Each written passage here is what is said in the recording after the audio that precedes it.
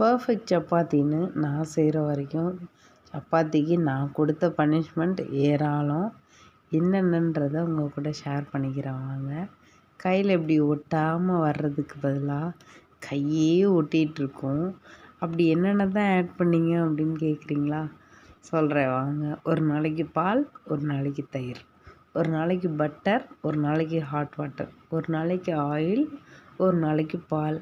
எது செஞ்சாலுமே கையில் பெசு பெசுன்னு ஒட்டிட்டு மைதா மாவு மாதிரி இருக்கும். எப்படியோ நானும் மேக் பண்ணி சப்பாத்தியை செஞ்சிருவேன். பட் சப்பாத்தி வழக்கத்துக்கு மாறாக ரொட்டி மாதிரி இருக்கும். இப்போ அப்படி இல்லை. இப்படி ரவுண்ட் ஷேப்பில் தேய்க்க தெரியாது. பட் தொட்ட உடனே பிச்சு அப்படி சூப்பராக சாப்பிட்ற அளவுக்கு சப்பாத்தி செய்ய தெரியும். அந்த அளவுக்கு சப்பாத்தியில் எக்ஸ்பர்ட் ஆகிட்டேன்.